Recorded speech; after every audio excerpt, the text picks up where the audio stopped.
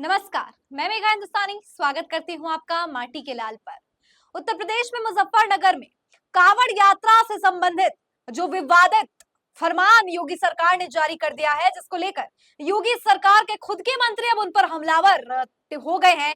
टीका टिप्पणी इस प्रकार से कर रहे हैं मानो योगी सरकार ने जिस तरीके का फरमान जारी किया है उससे सचमुच सांप्रदायिकता फैल रही है, और ये बात बिल्कुल सच है दोस्तों। लेकिन सवाल ये खड़ा उठता है कि एक तरफ जब बीजेपी के खुद के लोग बीजेपी की बैंड बजा रहे हैं, तो दूसरी तरफ गोदी एंकर चाटुकारिता करने से बाज नहीं आ रहे। देखिए रूबिका लियाकत इस फरमान को लेकर क्या लिखती है, जिसमें योगी सरकार ने ठेले वालों के आगे यानी ठेले वाले अपने ठेलों के आगे अपना नाम लिखते, जिससे साफ पता चल जाए कि वो हिंदू है कि मुसलमान, और इसके पीछे की क्या मंशा है दोस्तों ये भी आपको पता है। देखिए रूबिका लियाकत की ट्वीट को। रूबिका लिखती है, हंगामा क्यों है बरपा, नाम जो पूछ लिया है।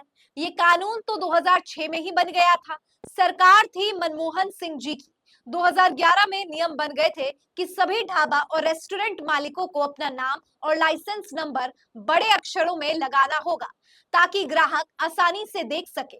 ये सभी प्रबुद्ध जीवियों के ज्ञान चक्षु आज अचानक क्यों खुल गए हैं? 2011 के नियम को सख्ती से पालन ही तो करवाया जा रहा है।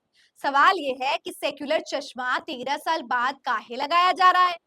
मतलब मुझे हंसी आती है। ये अपने आप को पत्रकार कहते हैं, इन्हें 20 साल का एक्सपीरियंस है जर्नलिज्म में, लेकिन मेरे जैसा व्यक्ति जिसको ज्यादा अनुभव भी नहीं है, साधारण व्यक्ति है, वो भी इन जैसे पाखंडियों के ट्वीट्स को आराम से डिकोड कर सकता है। बताइए, रूबिका लियाकत ने इसमें लिखा है कि 2011 में नियम आया था। नियम क्या आया था रूबिका जी? नियम ये आया था कि लाइसेंसिंग के लिए, यानी ये तो बहुत ही स्वाभाविक है कि कोई भी दुकान है, कोई घर भी है या कोई भी बिजनेस है खास तौर पर, तो उसके लिए लाइसेंसिंग होती है, और लाइसेंसिंग के लिए तो नाम, एड्रेस प्रूफ और बहुत बहुत सारी चीजें लगती है। तो नाम तो आपकी लाइसेंसिंग के लिए लग रही है, इसलिए थोड़ी लग रहा है कि आप हिंदू है कि मुसलमान है।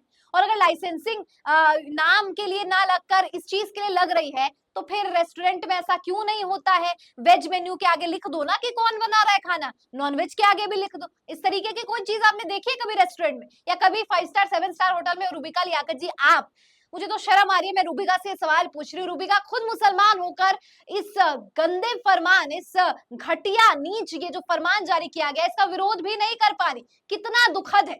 बताइए, याद है आपको कि रुमाना इसार खान भारतीय जनता पार्टी के प्रवक्ता को किस प्रकार से लताड़ा था? रूबिका लियाकत, आप उनसे तो सीख लेती, लेकिन खैर इन पे जब आई थी, आपकी साथी ने भी तभी बोला था जब उनके निजी विचारों पर, उनके पहनावे और जो भी चीज पर टिप्पणी की गई थी, तभी उनको याद आया था मुसलमान कौम और सांप्रदायिकता, फलाना ढमकाना चीजें। देश में ऐसी चीजें होती है तो कभी कोई बोलता ही नहीं है पत्रकार, और रूबिका खुद मुसलमान होके कहती है कि नहीं ये तो सही है, नाम पूछ लिया इसलिए मिर्ची लग रही है। संदीप चौधरी जो है, जो अभी एबीपी में आप देख सकते हैं, और इससे पहले ये न्यूज 24 में थे। संदीप चौधरी एकमात्र ऐसे पत्रकार हैं जो मीडिया जगत में रहकर भी अपनी रीढ़ की हड्डी को उन्होंने कमजोर नहीं किया है, और सख्ती से सवाल विपक्ष से किया है तो उससे सख्ती से पक्ष से किया है। और अब इसको लेकर रूबिका लियाकत जैसे लोगों को जवाब देने का काम कैसे किया है वो देख लीजिए। संदीप चौधरी ने कुछ सवाल नेम प्लेट वाली गंदी राजनीति पर उठाए हैं। पहला, वैष्णो देवी में घोड़े खच्चर से यात्रियों को दर्शन करवाने वाले ज्यादातर मुसलमान हैं। खाने पीने की सभी दुकानों के मालिक भी अधिकतर मुस्लिम ही हैं। तो ये नियम कहाँ क्यों किया? अमरनाथ यात्रा पे आपको पिट्ठू लाद कर ले जाना वाला ज्यादातर मुसलमान ही होता है। वहां जिसने आप खरीदारी करते हैं वो भी मुस्लिम दुकानदार है। केदारनाथ तक की यही स्थिति है। फिर इन सबको ही बहिष्कार कीजिए, अनिवार्य कीजिए, सब नियम कानून भी। क्या इसीलिए नहीं है कि वहां से कमाई आती है तो रुक जाएगी? मुसलमान को टारगेट करना, आतंकी बताकर जेल में डालना उससे भी आसान। लेकिन ये नफरत फैलाने की कोशिश में हिंदू ही पिसेगा, मोहब्बत जीतेगी, नफरत हारेगी। क्या उम्दा विचार संदीप चौधरी ने बोले हैं, और कितनी महत्वता और कितनी गहराई से बातें की है कि जब अमरनाथ होता है, वैष्णो देवी होता है, तो वहां पर तो अधिकतर लोग मुसलमान होते हैं। तो आप वहां पर बोलते हैं कि ऊंट जो खच्चर चराने वाले लोग हैं, जो घोड़े पर घुड़सवार है, ये जो आपको लाद कर लेके जाते हो, तमाम लोग मुसलमान है। उससे तो कोई नहीं पूछता कि आप हिंदू है, मुसलमान है तो हम नहीं जाएंगे। क्यों? वहां से आपका किराया निकल रहा है, वहां से आपको पैसे मिल रहे हैं। इसीलिए भारतीय जनता पार्टी की ओछी राजनीति अपने आप में शर्मनाक है दोस्तों। और इसको लेकर पवन खेड़ा ने भी एक बहुत महत्वपूर्ण प्रश्न उठाया था। जब इस देश का सबसे बड़ा मीट एक्सपोर्टर हिंदू है, तो क्या आप उस सबसे बड़े मीट एक्सपोर्टर जो हिंदू है उनसे सवाल करने की हिम्मत रखते हैं कि आखिर आप मीट क्यों एक्सपोर्ट कर रहे हैं हिंदू होते हुए? नहीं, क्यों? क्योंकि वहां से पैसे आ रहे हैं।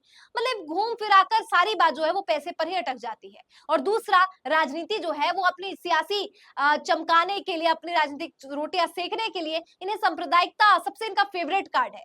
कहीं पर ये विक्टिम कार्ड खेल देते हैं, कहीं पर ये विमेन कार्ड खेल देते हैं, कहीं पर ये सांप्रदायिकता का वाला कार्ड खेल देते हैं। अलग-अलग कार्ड खेल करके बस ये दिखाना चाहते हैं कि हिंदू कितने ज्यादा प्रताड़ित है। लेकिन सच बात तो यह है कि इस धर्मनिरपेक्ष मुल्क में आज भी अल्पसंख्यकों को उनका अधिकार नहीं मिल रहा है।